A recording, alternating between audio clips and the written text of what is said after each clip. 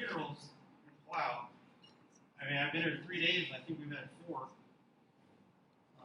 And for each of those funerals, I got to put $10, $20 in an envelope, and then give it to somebody who's collecting all these envelopes, and they're going to manually count the money, put it in an Excel spreadsheet, do that, right?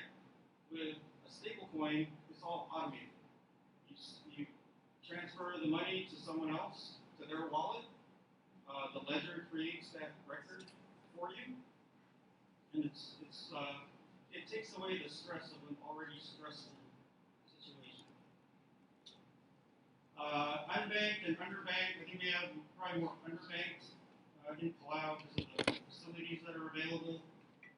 So if you look at the bottom right chart, I did some mirror math on the distances people have to travel to go to the bank or go to the closest ATM.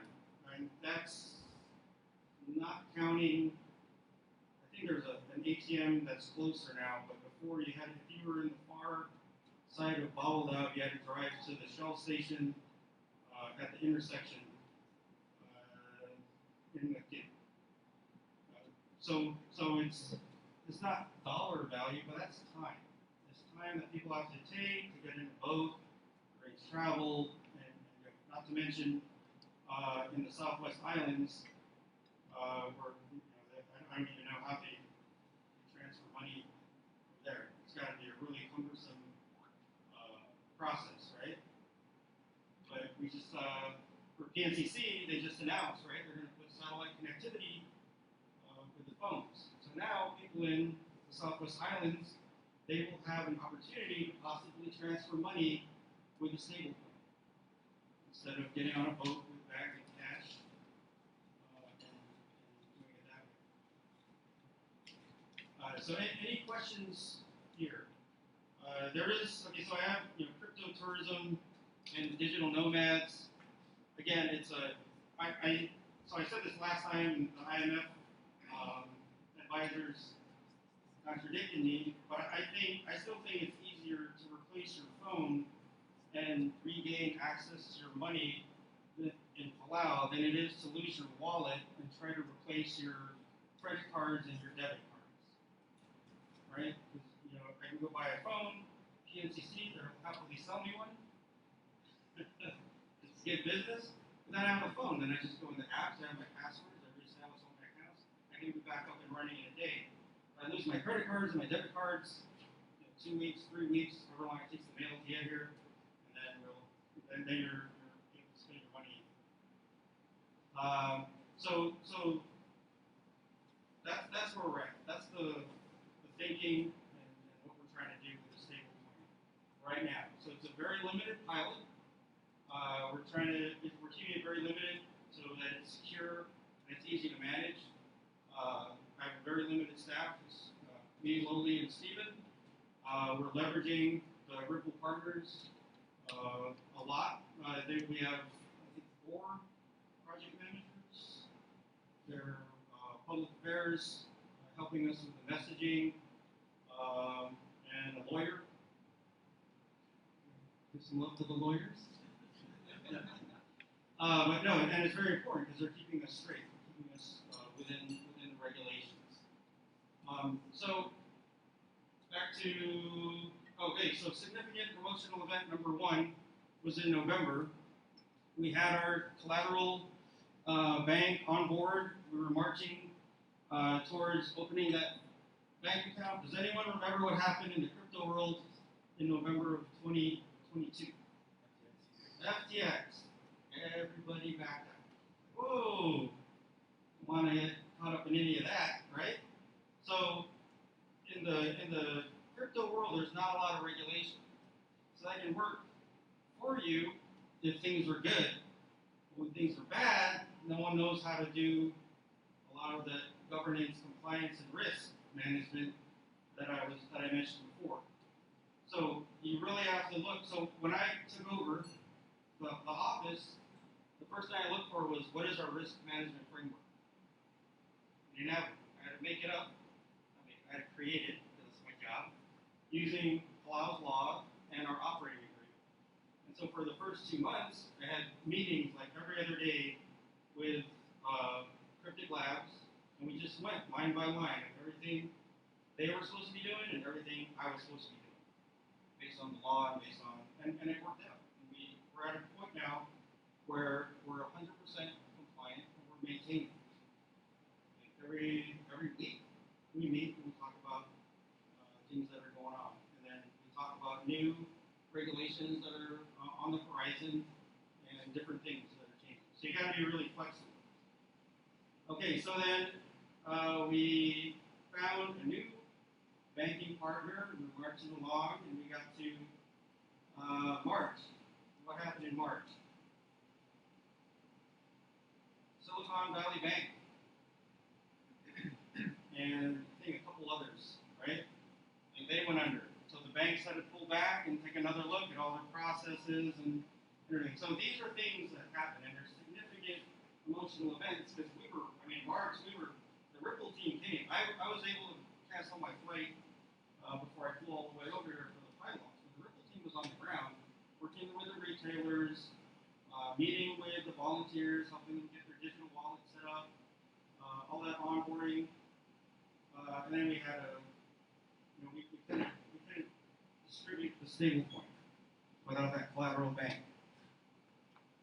So now it becomes more complicated because we have 200 volunteers who want to know what the heck is going on. Where's the stablecoin that you said you were going to give me I can go shopping with, et cetera, et cetera. And we just have to have the messaging. That's where Oyal just walked in between the president's office and Ripple's public affairs folks, like helping us create the messaging and the education piece. So every week we send out an email to all of the volunteers with some frequently asked questions, why we're doing the stablecoin, some educational tips about what, like, it's not crypto, it's blockchain, this is what blockchain does, et cetera, et cetera. This is why Palau is doing a stablecoin. So there's a lot of lessons learned. We had assumed that the retailers would be like jump right on it, right? Because they're going to make money. We had assumed that all the users are like, yes, we want our 100 PSC, essentially $100, and they would jump on it. But it wasn't the case. Clowns are we're very skeptical, and a lot of people don't want to be the first ones, right? So, but the ones that we do have are early adopters. We're grateful for them because that's going to provide us a test bed to prove that the technology works. We know the technology works. We just have to launch, and when people see that it's working, it's more convenient than getting in your car or your boat to go to the ATM and stand in that line. I still haven't taken cash out since I got here. I stood there for like 5 minutes. Started to sweat. I'm like, go back in the car. It's going to be a lot better. There's a lot of goodness in it, and this is the reason we're doing it. It's the innovation, and it's the benefits that will be given to the Palau people, right? Yes, it would be great to be first and pound our chest and say, yeah, we led this, that, and the other, but in reality, we want it to work. And so from March until now, we have collected a lot of data. We have meetings every week where we tweak the wallet, we tweak our solution design, we tweak our project management approach. When we actually do launch, it's going to be very, very, it's going to go a lot smoother than, I'd say, if we actually launched and distributed the stablecoin in March. We've been facing a lot of ghosts in the machine at the same time, trying to fix the airplane while it's flying. So there's some goodness in it. So we are in June. We expect that we may have the pilot underway. I have to ask the big boss if he's okay with us launching, and then get a date from him. And then we'll have about 60 days of testing of the volunteers going and spending the stablecoin and with our retail partners, and then we redeem it, and then go through the process of paying the retailers back for accepting the stable. Once that's complete, we close, and then develop a report to Congress, and then we'll ask, if we want to proceed with our recommendations, if we're going to proceed and do a larger pilot. Probably more people, hopefully more retailers, and go from there. So stay tuned. So that's the stablecoin. Does anyone have any questions? You have the video?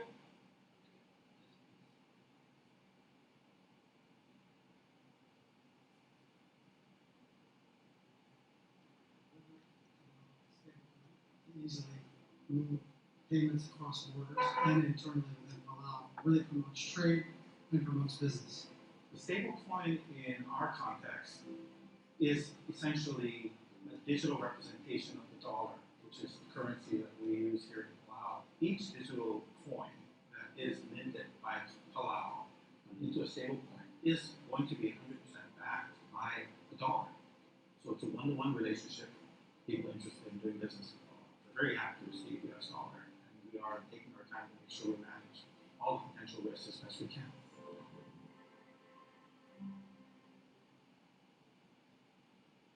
Working. All right, so that's if there's no questions on the stablecoin pilot, I'll go into the digital residency program and where we're at with that. So again, just like with the stablecoin in its infancy, we are kind of getting to a point now where we have our processes down. The digital residency office, we're starting to mature, and we're finding success with getting regulations pushed through so that we can start the ancillary services that the digital residents want. So key program highlights. Right now it's 100% KYC AML compliant. So when the digital resident gets that ID card, it's already been through a screening process against international databases, saying that this person, we know who he is, they're not doing any kind of financing of terrorism, they're not laundering money, or at least they haven't been caught and they made it on the list. So, it's a legit ID card. The ID card itself has a lot of counterfeiting technology built into it. There's microprinting, there's hologram technology, so it's impossible to copy the card. So the cloud and blockchain security that's built in. So we take one of the first regulations we promulgated was the cybersecurity regulation, outlining how we protect the digital residence data. And so we applied the ISO 27001 risk management framework, and the cybersecurity regulation is on our web page. You're free to go and take a look. I mean, there's a lot of steps and measures and things that we consider to make sure that the data is kept private and protected. So we don't sell any of the user data, digital resident data, and it has to be by court order if we are to reveal any of that data for law enforcement purposes. So we're developing ancillary services. Right now, the first thing we were able to get through, and Director Tarpon, so working with his office, we were able to get an amendment done to the immigration regulation. So what we did was we provided an eligibility for digital residents or digital nomads to come to Palau. You have like a 30-day visa on arrival. If you like it and want to stay, extend for 90 days. Rent an apartment, if you want to stay in a hotel, you don't like cleaning your room, that's fine too. But they can stay for 90 days to get more value out of the cost of the plane ticket, while working in Palau, living in Palau, and keeping their job that they had when they got here, working remotely. And then we have NFT ID, which is a complement to the hard printed ID card. That's in the final stages. It's made it through beta testing. It's good to go. We have a contest. We've asked users to come up with design ideas for the NFT, just so that we can. It's a chance for us to keep the digital residents involved, provide their ideas. We also have the Voyager Pass program, so it's an NFT that digital residents can they purchase it on the Ethereum blockchain, and the price of the NFT pays for their subscription, and then they can redeem it anytime they want. There's also a points program with a lot of commercial businesses, international businesses, and partners who accept the digital resident ID card anywhere from Deutsche Bahn in Germany. You can use that as identification. Turkish Airlines, IHG hotels, they'll accept that when you check in. So it's not all about the crypto exchanges. It's an ID card that's internationally recognized and internationally accepted. So the numbers, we're starting to see a lot of success with the resident, like steady. It's steady. Before it was we get maybe 2 applicants one day, a dozen the next day. Now it's been pretty steady between 30 and 50 every day. And we've just been hitting the messaging, the marketing, and letting people know what the program is about, and letting people know that it's here to stay. Because there have been probably 24 other digital residency or e-residency programs that have been started by other countries, and after 3 to 6 months, they go away. And whatever you paid in, you don't get your money back. So there's a lot of skepticism with this, and so they're saying that this is something it's not a pump and dump scheme. It's actually a legit program. It's being run by legitimate people, and they're starting to see a lot of, as we expand our marketplace, more people are going to sign up to participate. Any questions? I'm going to touch. Oh, yes. How do you get the airline companies to accept this? That's the marketing. Just going to them and saying, hey, this is what we're doing, showing them our compliance measures, showing them the legitimacy of the program, showing them how we do KYC and AML screening, and they accept it. So it's Mr. William going around and making those connections with different businesses and getting them to say yes. So I'm going to touch on a couple things. The onboarding process for those interested. The applicant goes to the website, fills out an application. They can pay with crypto or credit card, or where my wife is a digital resident, she used her credit card. So I'm not just the Hair Club for Men commercial, I'm not just a member, I'm also part of the president, also a member. And she uses it more than she uses her government ID, because for U.S. government, because it's easier to, if she loses it, then she'll use those as backup. And it's easier to replace. It just is. You don't have to go in person. It's all done. You're already screened, so all of your screening information is in the blockchain stored. You just have to contact the help desk, and they'll issue you a new one. You don't have to go retake your photos and all of that stuff. Then you go through KYC AML screening using some sub now. So in the beginning, I can't remember the platform we were using, but it was very cumbersome. And so when we were fully operational in February of last year, we didn't have a lot of people sign up. When I came on board in June, I believe, 1,400 digital residents. And what we found was they were getting frustrated, trying to move their head in a circle and take selfies and stuff. And oh my gosh, this isn't worth it.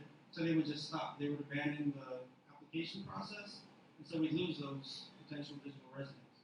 Between March and May, Cryptic Labs did a lot of, RNSID did a lot of tweaking, so we didn't have a lot of signups. And we went with a new KYC AML platform, and it was better. It did the biometric capture a lot better.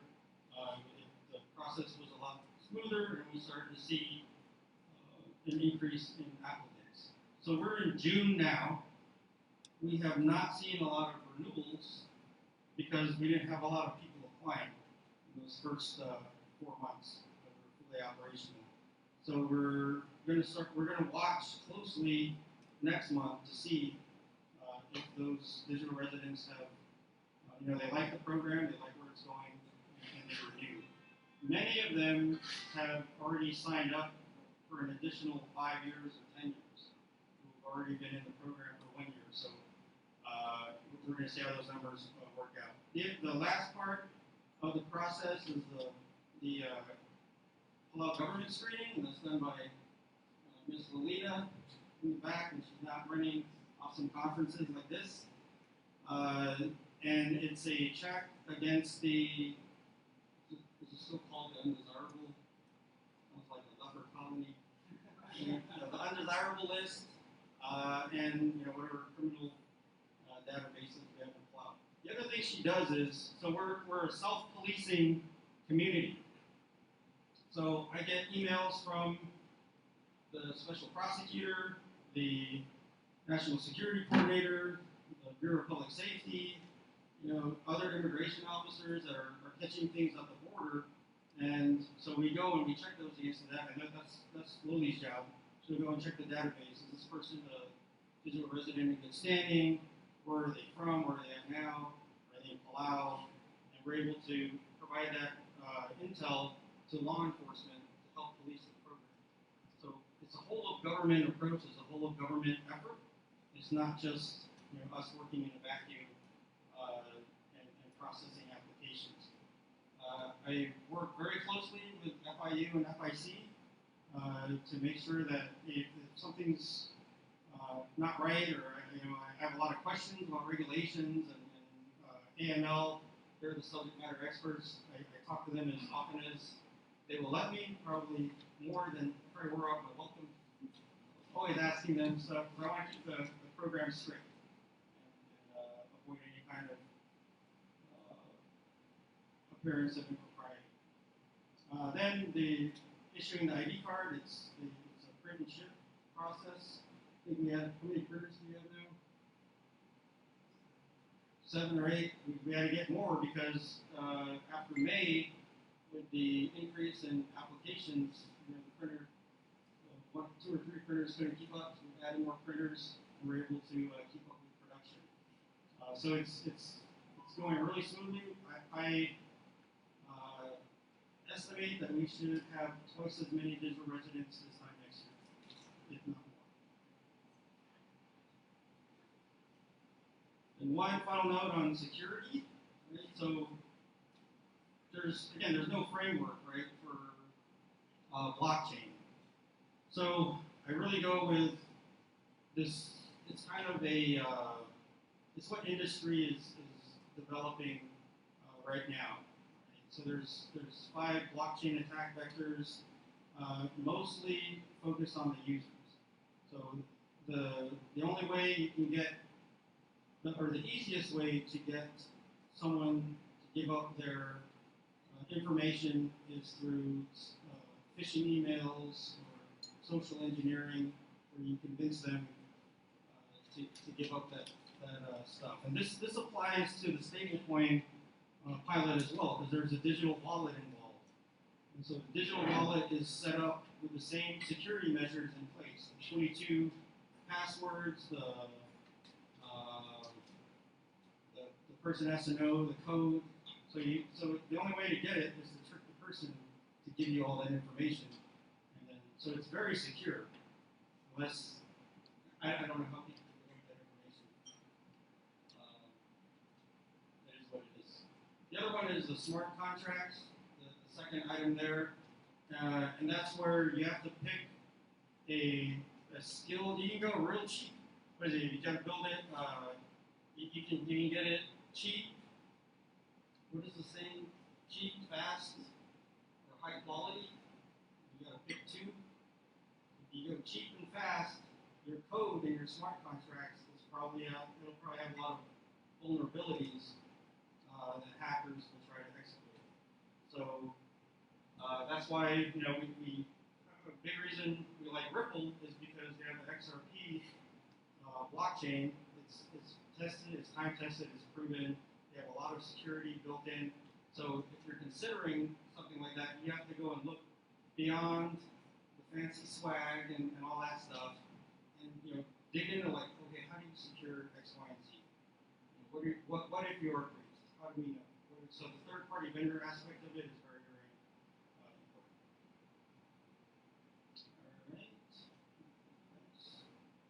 All right. Just so ancillary benefits that we're working on now, we're starting to see more digital nomads sign up. We like to work with more retailers and local hotels to see if they'll offer discounts, maybe just the local rate for digital nomads to stay here with them. Then the fee-based mail service, that's so we want to assign, or the digital residents can subscribe for a mailing address, and we've partnered with the Palau Postal Service to forward first-class mail to their actual home addresses. So we have I mentioned the cybersecurity regulation. Another thing we're doing is working with Director Palau within the IT department to implement ISO 27001. He signed the policy, but now there's the next steps of doing, I can't remember what it's called off the top of my head. Blame the jet lag. I can't remember. We have to go through. So ISO 27001 has 93 control areas. So we're going through each control area and seeing which ones apply to our enterprise network for the Ministry of Finance. Once that's done, then we go through and we actually implement controls. It's a very involved process. Again, with limited staff, limited resources, we're marching along doing our best, just like everyone else in the plug over. And so, the last one is media engagements. So, events like this, where we can take the opportunity to talk about the programs, we hope that you'll take the message. And when people ask you, hey, we're in Palau, what's going on with that digital residency program, or that Palau stablecoin pilot, you'll remember more from this conference than just my nice shirt that my wife bought me. And let them know, like we're working at the speed of government to get this program to keep the program going, expand our fintech portfolio, and provide more benefits for those that want to use the services. So media engagements are very important. I will talk to any reporter. What they do with the information, they do with the information. But I'll go over exactly what I briefed here. Any questions? The digital residence program. Yes. Thank you, Jay, for that presentation. So I'm raising this question because the last week the Wall Street Journal came out with an article which raised some concerns that the Palau's digital ID cards are being used to circumvent bans imposed by countries and crypto exchanges like Binance Exchange, which is banned in Canada, the US, and Belgium, and others in the EU, and maybe other countries. So, and it's concerning because the articles kind of like put Palau in a bad light. It's from me reading that article, it's like Palau is kind of involved in some illegal scheme. So has there been a response to that by the Palau Economic or your office? Thank you. That's a great question. So it's still making its rounds. The story, other crypto quote unquote news agencies have picked it up, and they're really just regurgitating what the Wall Street Journal wrote. So I was interviewed via email by the Wall Street Journal, and I gave them, and I'm happy to. I'll show you my email tracking. I mean, I told her exactly what we do with the program. She asked me about the if people are using the ID card, U.S. citizens are using the ID card to go into the Binance exchange and other exchanges. I mean, I don't know. We can't track that, and I told her we can't control what people do with the ID card. Right? I mean, they can go and show it before they rob a bank. That doesn't mean we condone robbing banks. So, but our position is, but what I went over with her was our AML KYC screening process, our governance processes, our risk management processes, all of that stuff. There are probably, what did we find? How many U.S. citizens have Mexican driver's license? Yeah, so the statistics show 15% of U.S. citizens have a second ID. So whether because their parents are from the Germany, or if they get like the residence ID from Mexico, right? So and I would also like to read the response that we had back to WSJ when I have the script. But basically they have a variety of other IDs, right? And people should not discriminate because we're a small country, so our ID is if you get a Mexico ID, they don't call you Hispanic, right? Why do you call like if you get a Palau ID, why do you say that? So yeah, so it's kind of a double standard. I thought the article, once I got past my ego, and I read the article the second and third time, it kind of contradicts itself because it reports that we have a lot of compliance, governance, and measures in place, but then somehow then they try to make a connection between us and Binance, which isn't there. Binance has since stopped accepting the digital resident ID card on their exchange completely, along with a couple of the other exchanges. But you know what? Our applications have not slowed down because people aren't looking for an ID just to go on the crypto exchanges. They're looking for that, the root cause of the reason why the ID card exists, which is to give you a sovereign government-backed form of identification you can use for other things where, Palau is a friend to all, envy to none. We have a very good reputation throughout the world. We're a member of the United Nations. We applied for membership in a lot of different economic and law enforcement agencies across the world. So people want to be a part of that, and this is their opportunity. They understand there's no path to citizenship. They understand there's, maybe they're digital nomads, but maybe they'll never come to. They like the idea of having the ID card, and that's where our early adopters are coming. Any other questions? Oh, you have one. Jay, Jay, so you're inviting a lot of other nations here for this conference over the next few days. You're going to show them this program, and I would assume that I would need two of these residencies, right? So in essence, you're showing people how to create this program that's been very successful. I think I saw $1 million on there, which is a lot larger than it was in November when I was here. So congratulations on that. That's going to be attractive to people. So you're educating possible competitors. Do you have like a vision of maybe combining these programs? No, there's no vision like that yet. At least my boss hasn't given me my vision for that. But what we're still in our nascent phase of the program. We don't have a very robust marketplace. So when people ask us, when is this going to happen? When is that going to happen? Hey, if we need it now, go to Estonia. Their marketplace is more robust. We don't dump on other programs. We're actually trying to be more collaborative and show them, hey, the service exists somewhere else. Take advantage of it now. But when we have it, please come back. We'd like you to have to remain involved. So people have, just like Brett said, they have e-residency and digital residency in multiple countries. So it's something that's growing, and I think a lot more countries are going to catch on. I haven't really looked at why some of the other startups went away. Maybe you can do it high quality, fast, or cheap. Probably picked the wrong two. But we're going for high quality.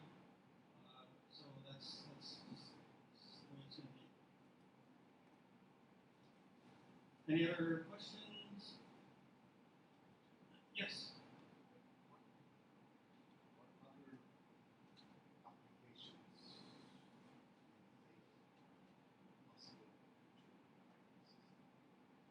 Oh, okay. I will defer to William. Yeah, so I was actually planning to cover this during the panel, but since Adam bring this up, we have digital ID affiliated with the physical version.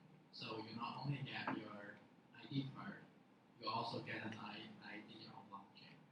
So with that being said, there's a concept called zero knowledge proof. I'm pretty sure a lot of blockchain people know that. Like just to the rest of the audience, zero knowledge means you do not have to have a full information of the other party while you try to verify their information.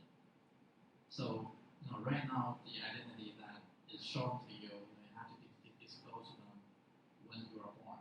Like they see your age, right? They only need to verify you're over 21 years old, right, to sell you alcohol. But they have to see your ID to say, oh, you're born in 1965, he's born in. So we do not have to disclose that information. Instead, we can have a claim which is over 21, yes. Okay?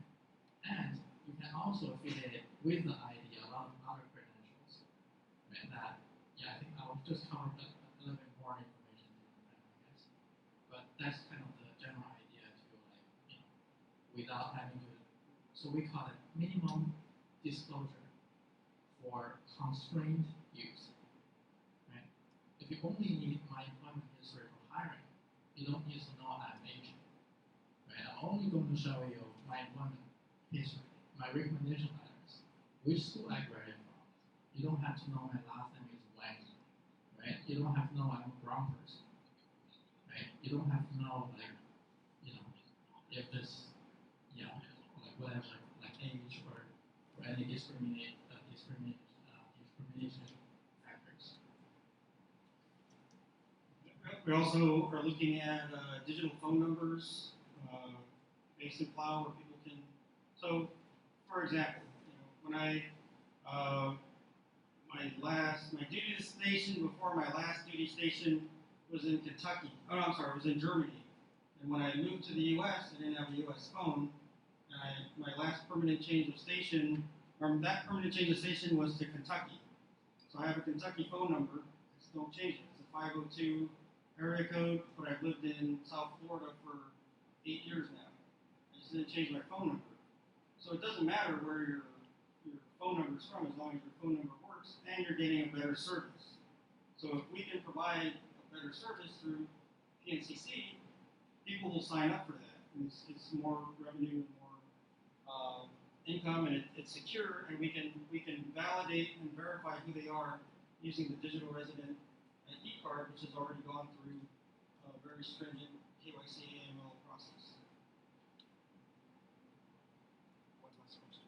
Yes, please. Do you see a possibility of private businesses like hotels, real estate company, that an opportunity to advertise on this photo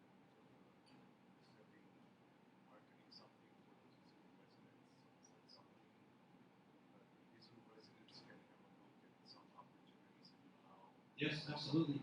Yeah, talk to William, and then you can add you to the marketplace.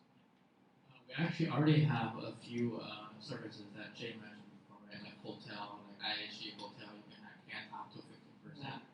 And Turkish Airlines, you can have like not too much, like 3 to 5%. And we're talking with United to have like, some lounge access, right? We're still negotiating on those, but a lot of services are already available. And anything that can help people to digitally like move, right? Digital nomad while they're leaving, like flight tickets, insurance, and also about Palau, where they come and then get a place to leave, or if they want to build something, we would, the marketplace is open. So we want as many of those services available to the residents. So it also, in return, make the program more robust, right? Once you have an ID, you can enjoy like discounts, like access to different services. I know we've got immigration friends in the room, so I've got a question. Would you ever see the possibility of digitizing your passports? Because one of the biggest hassles is going from country to country, filling in paper-based forms the whole time. So it makes sense to me to digitize passports and make the whole process super easy and much more efficient. Yeah, I think Australia or New Zealand, I get them confused. Slightly different accent. I think they're testing something like that right now. The technology is there, so it's just a matter of resources and what. So Ministry of State handles the passports. So that, but I mean, it's something it's a question we can ask. If there's a use case for it, by all means, it's something that's worth exploring. So I think we're a little bit over time, and did the only thing between you and a break. More coffee for the last 5 to 10 minutes. If there's no more questions, we'll take a break and then set up for the panel, the really good engaging panel with our guests. Thank you very much.